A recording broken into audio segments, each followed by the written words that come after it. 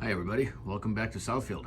I know it's been a while since there's been any videos. I apologize for that. We've definitely had a very busy holiday season, and along with that, I've been in what I call caboose land in my mind.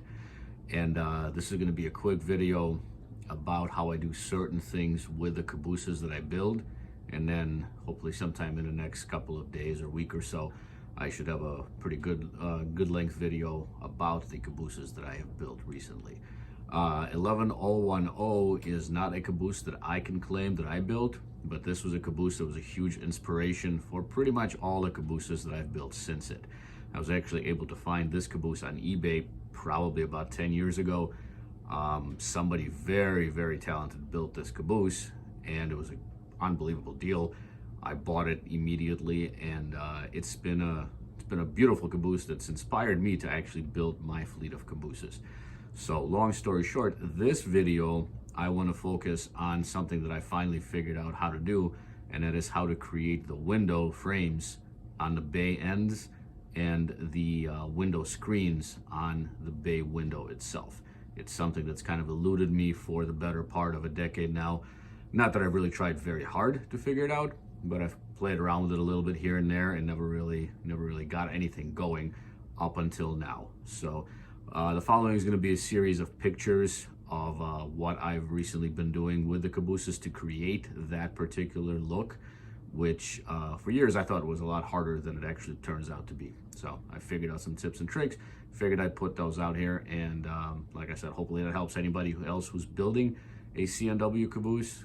This applies to both thrall and international cars if they had these kind of windows, so the early and the mid international cars. And anyway, so I'm going to throw out a couple of pictures and with some narration, and hopefully within the next week or so, like I said, there will be a actual full-length video of a layout update, which there isn't really much on the layout, but there's going to be quite a few extra cabooses. So enjoy the pictures.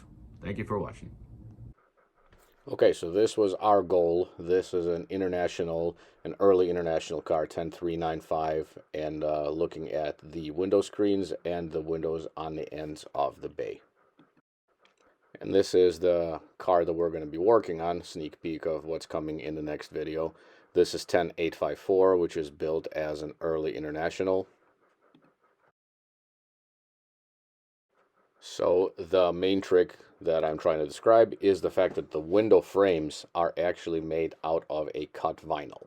So this is vinyl that can be cut at probably any printing store once you have an actual file for it. And this is 002 vinyl, so 2/1000 of an inch.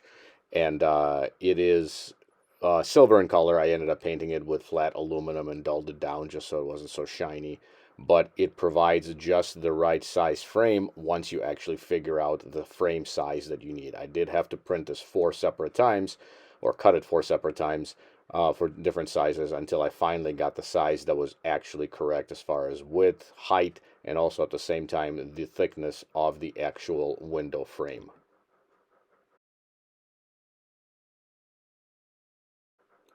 This is American Model Builders kit number 225, door and window screen material. So after the window frames were cut out of the vinyl, I went ahead and stuck them to the actual screen material.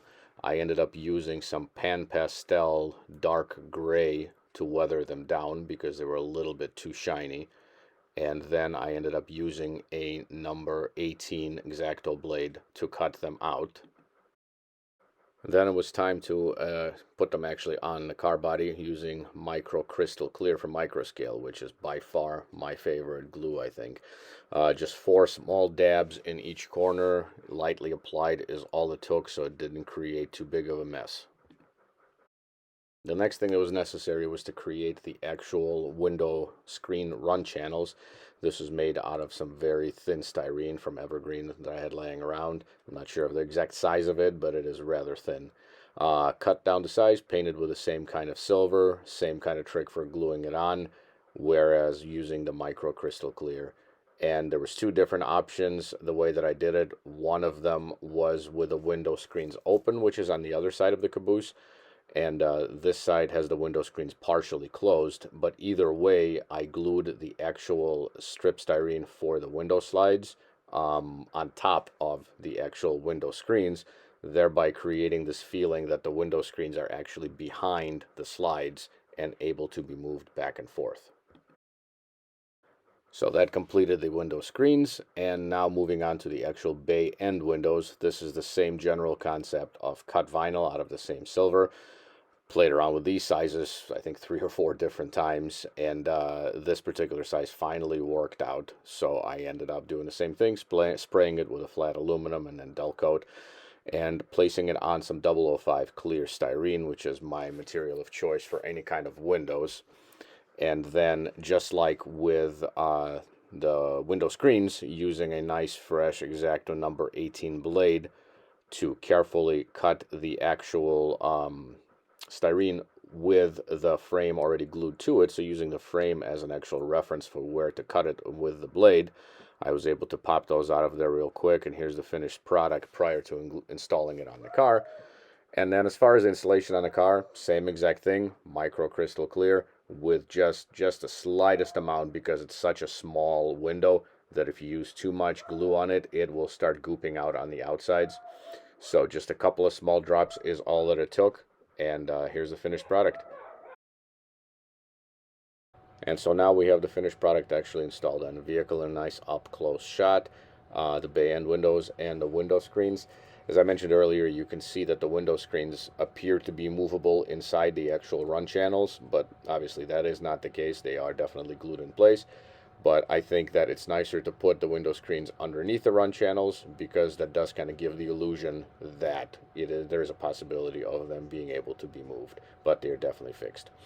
So hopefully this video helps anybody that might be interested in building a very highly detailed CNW Bay Window Caboose. I know myself, I've been trying to figure out how to do this for quite a few years, ever since I bought 11010, and now as a result of that, and a little bit of a brilliant idea using the cut vinyl, and just a lot of very up close under magnifying glass type of work, these are the results that we're getting. So thanks for watching, and like I said, hopefully very soon I'll have a larger video out, but hopefully you guys enjoyed this one.